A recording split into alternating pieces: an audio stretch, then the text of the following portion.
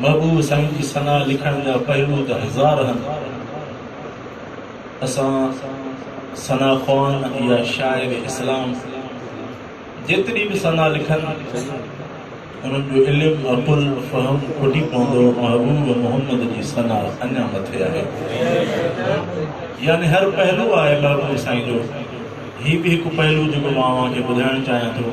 शाइर काइनात जे सरदार खे मुखातिब कंदे हीअं लिखियो आहे त सोणा पूरी काइनात में अॼु जेका माउ भेण न्याणी कुल मिला के चऊं त जेका औरत अॼु इज़त ऐं एतिराम सां ज़िंदा बि आहे, सलामत बि आहे, इज़त वारी बि आहे, त सोणा इहो तुंहिंजो कमाल आहे।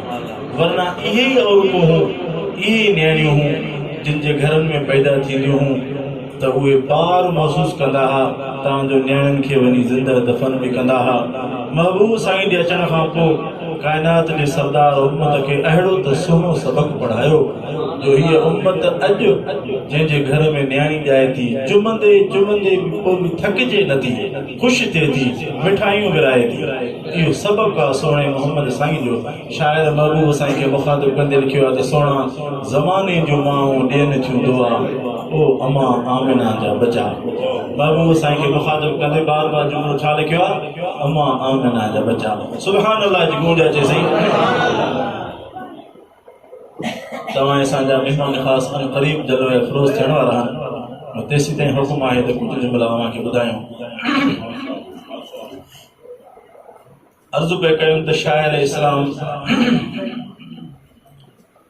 लिखियो आहे त ज़माने जूं माऊं ॾियनि थियूं दुआ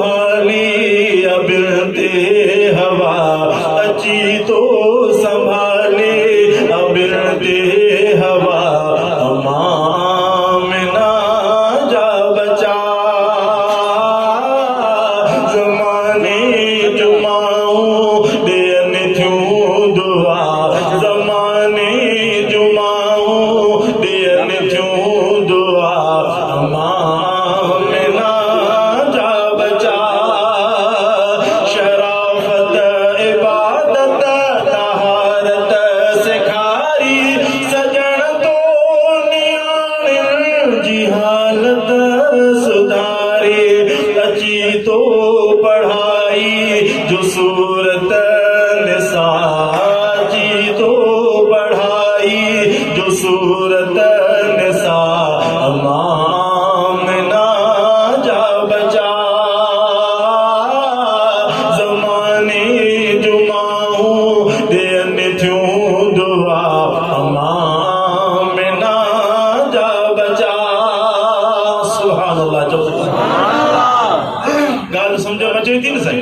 अचे तो पोइ गॾिजी छा चवणो आहे अल्लाह तव्हांजी महिनत क़बूल फरमाए आमीन चओ शाइर महबूब साईं खे मुखातिब कंदे लिखियो आहे सोना इहो सूर तुंहिंजो अंदर वियो गारे जो बचपन में तुंहिंजी अम्मा वई गुज़ारे इहो सूर तुंहिंजो अंदर वियो गारे जो बचपन में तुंहिंजी अम्मा वई गुज़ारे असां गोर तोता मोहम्मद मिठा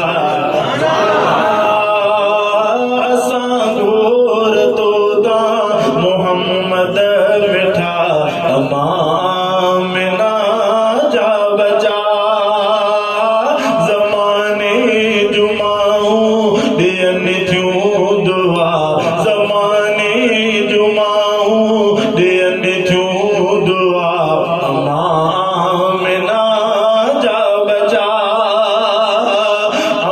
अमामिना जे सहन जा सितारा तंदाई हलीमा जे दिल जा दुलारा अमामिना जे सहन जा सितारा तंदाई हलीमा जे दिल जा